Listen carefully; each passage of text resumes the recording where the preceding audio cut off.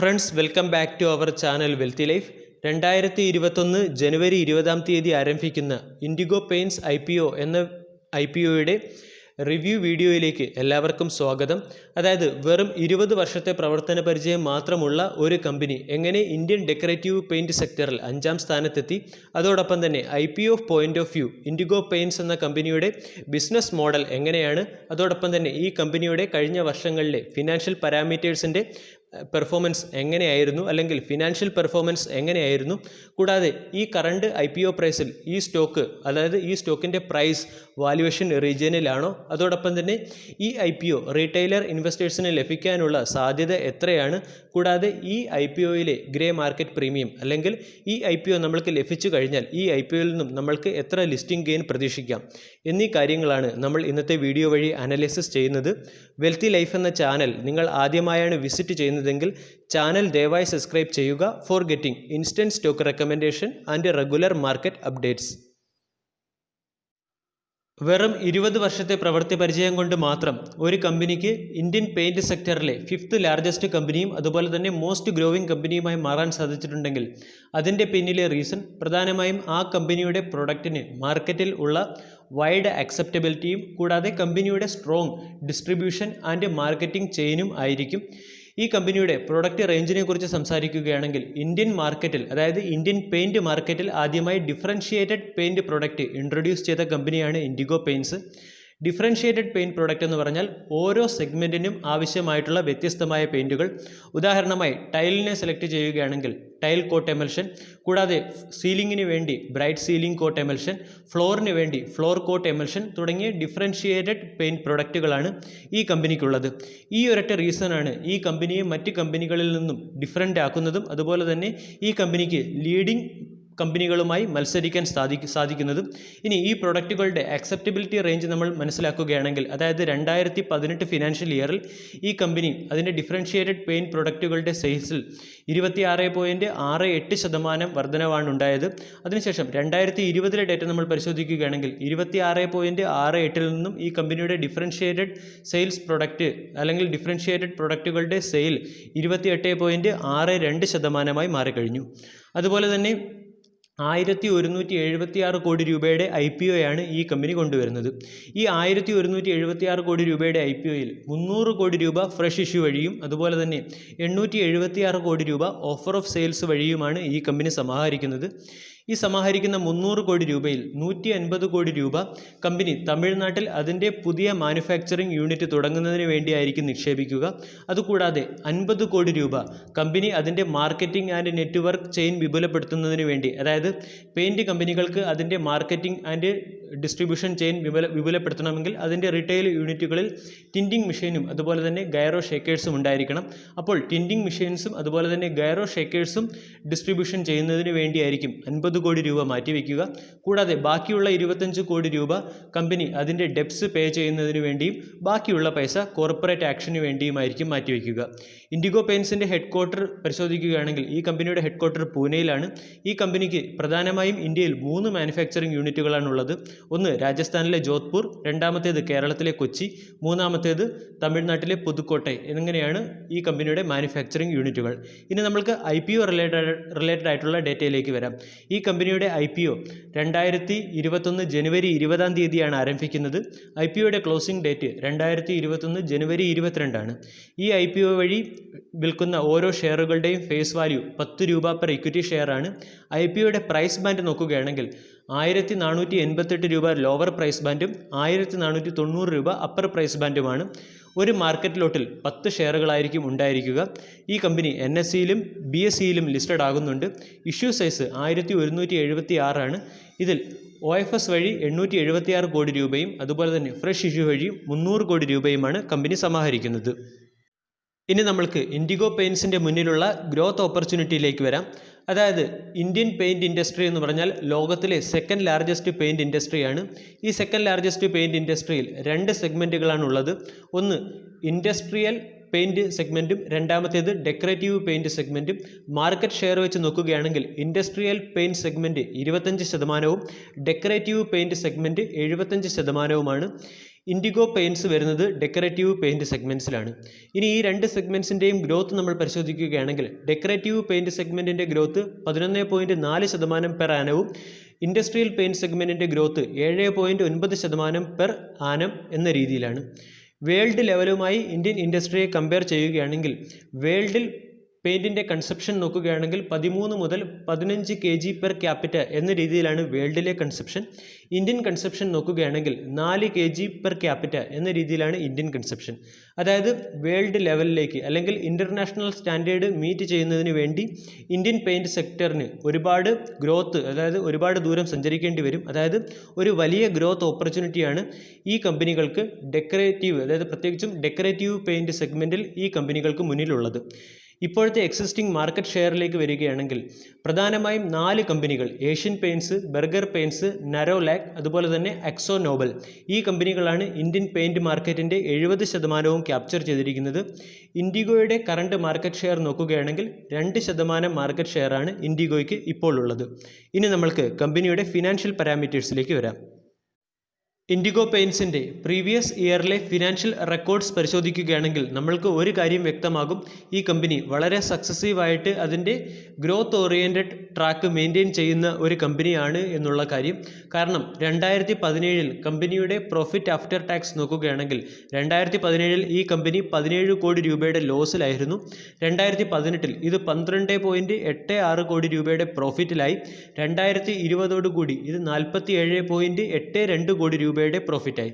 അതായത് 2018 2020 profit after tax compare ചെയ്യുകയാണെങ്കിൽ കമ്പനിയുടെ പ്രോഫിറ്റ് 4 ടൈംസ് ആണ് വർദ്ധിച്ചത്. അതിൻ്റെ ഗ്രോത്ത് റേറ്റ് നോക്കുകയാണെങ്കിൽ ഏകദേശം 54.93% കമ്പനിയുടെ പ്രോഫിറ്റ് ആഫ്റ്റർ ടാക്സിലുള്ള ഗ്രോത്ത് റേറ്റ്. ഇനി കമ്പനിയുടെ അസറ്റ് വാല്യൂ നമ്മൾ നോക്കുകയാണെങ്കിലും അസറ്റും ഇയർ ഓൺ ഇയറിൽ ഇൻക്രീസ് ആയിട്ടുണ്ട്.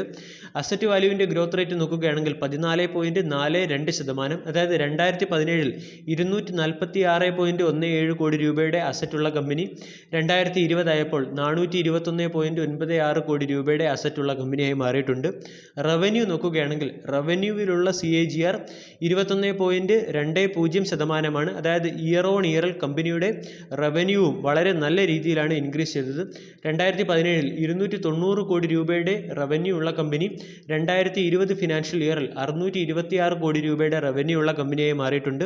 എക്സ്പെൻസ് റേഷ്യോ നോക്കുകയാണെങ്കിലും വളരെ നല്ല ഒരു എക്സ്പെൻസ് റേഷ്യോ അല്ലെങ്കിൽ വളരെ ഇൻക്രീസ് ആകുന്ന ഒരു എക്സ്പെൻസ് റേഷ്യോ ആണ് ഈ കമ്പനിയിൽ കാണാൻ സാധിക്കുന്നത്. അതായത് ഈ കമ്പനിയുടെ എക്സ്പെൻസ് റേഷ്യോ ഇൻക്രീസ് ആകുന്നു എന്നതിൻ്റെ അർത്ഥം നമ്മൾ നോക്കുകയാണെങ്കിൽ കമ്പനി അതിൻ്റെ സ്ട്രോങ് ബ്രാൻഡ് പ്രസൻസും കൂടാതെ മാർക്കറ്റ് എക്സിസ്റ്റൻസും ഉറപ്പാക്കുന്നതിന് വേണ്ടി അതിൻ്റെ മാർക്കറ്റ് ചെയിൻ, ഡിസ്ട്രിബ്യൂഷൻ കൂടാതെ അഡ്വർടൈസ്മെൻറ്റ് എന്നീ സെക്ടറുകളിലെല്ലാം ഫോക്കസ് ചെയ്യുന്നു. അതുകൊണ്ടാണ് കമ്പനിയുടെ എക്സ്പെൻസ് റേഷ്യോയും ഇൻക്രീസ് ആകുന്നത്. കമ്പനിയുടെ ഡെപ്റ്റും അതുപോലെ തന്നെ റവന്യൂവും തമ്മിലുള്ള റേഷ്യോ നോക്കുകയാണെങ്കിൽ വളരെ സേഫ് ആയിട്ടുള്ള ഒരു ഡെപ്റ്റ് റവന്യൂ റേഷ്യോ ആണ് കമ്പനിക്കുള്ളതെന്ന് മനസ്സിലാകും.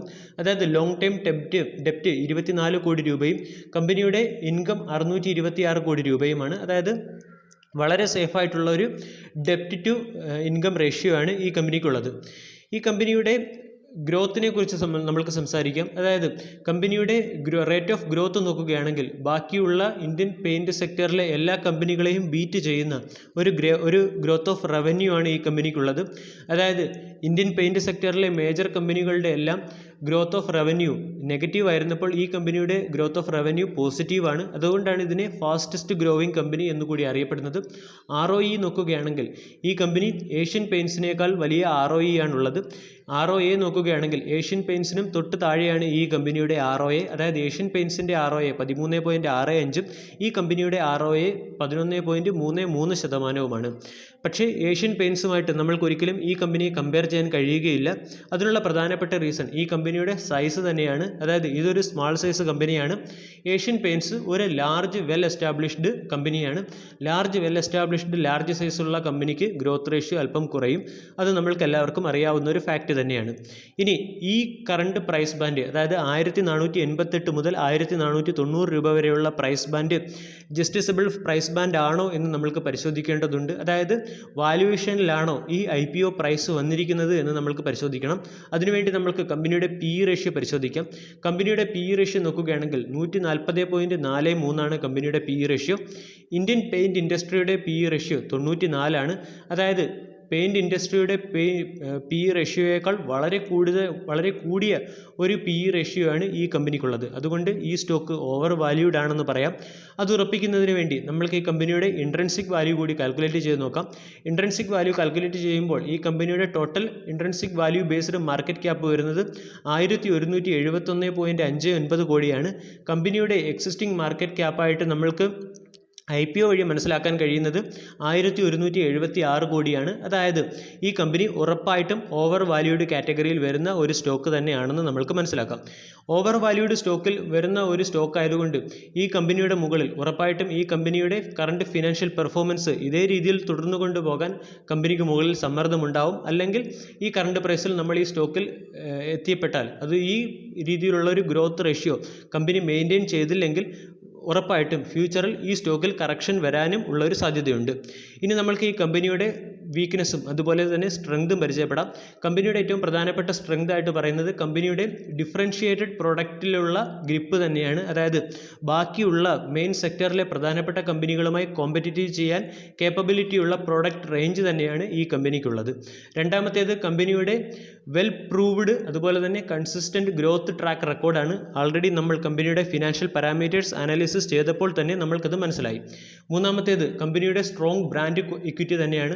അതായത് മഹേന്ദ്ര സിംഗ് ധോണിയാണ് ഈ കമ്പനിയുടെ ബ്രാൻഡ് അംബാസിഡർ. അതിൽ നിന്ന് തന്നെ നമ്മൾക്ക് മനസ്സിലാക്കാം കമ്പനിയുടെ ബ്രാൻഡ് നെയിം മെയിൻറ്റെയിൻ ചെയ്യുന്നതിന് വേണ്ടി കമ്പനി എത്രത്തോളം എഫർട്ട് ഇടുന്നുണ്ട് എന്നുള്ള കാര്യം. അതുപോലെ തന്നെ ഡിസ്ട്രിബ്യൂഷൻ നെറ്റ്വർക്ക് നോക്കുകയാണെങ്കിലും വളരെ സ്ട്രോങ് ഡിസ്ട്രിബ്യൂഷൻ നെറ്റ്വർക്കാണ്. മാനുഫാക്ചറിങ് ഫെസിലിറ്റികളുടെ അല്ലെങ്കിൽ മാനുഫാക്ചറിങ് പ്ലാന്റുകളെല്ലാം നിയർ ടു പോർട്ട് അല്ലെങ്കിൽ ഒരു സ്ട്രാറ്റജിക് ലൊക്കേഷനിൽ തന്നെയാണ് പ്ലേസ് ചെയ്തിരിക്കുന്നത്. ഇതെല്ലാം കമ്പനിയുടെ സ്ട്രോങ് പോയിന്റ്സ് ആണ്. വീക്ക് പോയിന്റ്സ് നമ്മൾ നോക്കുകയാണെങ്കിൽ ഈ കമ്പനി കോമ്പറ്റീറ്റീവ് ചെയ്യുന്നത് വളരെ വെൽ എസ്റ്റാബ്ലിഷ്ഡും അതുപോലെ തന്നെ വളരെ ഉയർന്ന മാർക്കറ്റ് ക്യാപ്പുള്ള സ്ട്രോങ് കോമ്പറ്റീഷൻ കമ്പനികളുമായിട്ട് തന്നെയാണ്. അതായത് ഏഷ്യൻ പെയിൻറ്റ്സ് നോക്കുകയാണെങ്കിലും ബർഗർ പെയിൻറ്റ്സ് നോക്കുകയാണെങ്കിലും ഈ കമ്പനികളുമായിട്ടൊക്കെയാണ് ഈ കമ്പനി കോമ്പറ്റീറ്റീവ് ചെയ്യേണ്ടത്. അത് തന്നെയാണ് ഏറ്റവും പ്രധാനപ്പെട്ട നെഗറ്റീവ് ഫാക്റ്റ്. ഇനി ആൾറെഡി നമ്മൾക്ക് എല്ലാവർക്കും അറിയാം ഏഷ്യൻ പെയിൻറ്റ്സും അതുപോലെ തന്നെ ബർഗർ പെയിൻറ്റ്സും എല്ലാം വളരെ ഇന്നോവേറ്റീവ് പ്രൊഡക്റ്റ് റേഞ്ച് ഉള്ള കമ്പനി തന്നെയാണ്. അതുപോലെ തന്നെ അവരുടെ R&Dയും ഇന്നോവേഷനും കീപ്പ് ഓൺ ഗ്രോയിങ്ങുമാണ്. അതുപോലെ തന്നെ ഈ കമ്പനിയുടെ മാർക്കറ്റ് ഷെയർ നോക്കുകയാണെങ്കിൽ വളരെ ലോ മാർക്കറ്റ് ഷെയർ ആണ്. മൂന്നാമത്തേത് IPO വഴിയുള്ള പ്രൈസിൻ്റെ ഓവർ വാല്യൂഷനാണ്. ആൾറെഡി നമ്മൾ കമ്പനിയുടെ ഇൻട്രൻസിക് വാല്യൂ അനാലിസിസ് ചെയ്ത് കഴിഞ്ഞു. അതോടൊപ്പം തന്നെ PE റേഷ്യോയും കണ്ടു കഴിഞ്ഞു. സ്റ്റോക്കിൻ്റെ പ്രൈസ് ഉറപ്പായിട്ടും ഓവർ വാല്യൂഡ് ആണ്. ഓവർ വാല്യൂഡ് ആയിട്ടുള്ള ഒരു സ്റ്റോക്കിൽ നമ്മൾ എൻട്രി ചെയ്യുകയാണെങ്കിൽ കമ്പനി ഇതേപോലുള്ള ഗ്രോത്ത് റെക്കോർഡ് മെയിൻറ്റെയിൻ ചെയ്യുകയാണെങ്കിൽ ആ പ്രൈസ് ജസ്റ്റിസിബിൾ ആണ്. പക്ഷേ ഈ ഗ്രോത്ത് റെക്കോർഡിൽ അല്പം ഡിം ആവുകയാണെങ്കിൽ അല്ലെങ്കിൽ നെഗറ്റിവിറ്റി ഉണ്ടാവുകയാണെങ്കിൽ ഈ സ്റ്റോക്കിൻ്റെ പ്രൈസിലും കറക്ഷൻ സംഭവിക്കാനുള്ളൊരു സാധ്യതയുണ്ട്. ഇതൊക്കെയാണ് ഈ കമ്പനിയുടെ ലിമിറ്റേഷൻസ് അല്ലെങ്കിൽ നെഗറ്റീവ് പോയിൻറ്റ്സ്. IPO റിലേറ്റഡ് ആയിട്ടുള്ള ബാക്കിയുള്ള ഡേറ്റകൾ കൂടി പരിശോധിക്കാം. അതായത് നമ്മൾ IPOയ്ക്ക് അപേക്ഷിച്ചതിന് ശേഷം നമ്മൾക്ക് IPO അലോട്ട് ആയില്ല എങ്കിൽ നമ്മൾക്ക് ഫണ്ട് റീഫണ്ട് ആകുന്ന ഡേറ്റ് 29 ജനുവരി 2021 ഡിമാറ്റ് അക്കൗണ്ടിലേക്ക് IPOയിൽ നിന്നുള്ള ഷെയറുകൾ വരുന്നത് 1 ഫെബ്രുവരി 2021. IPOയുടെ ലിസ്റ്റിംഗ് ഡേറ്റ് ആയിട്ട് വരുന്നത് 2 ഫെബ്രുവരി 2021.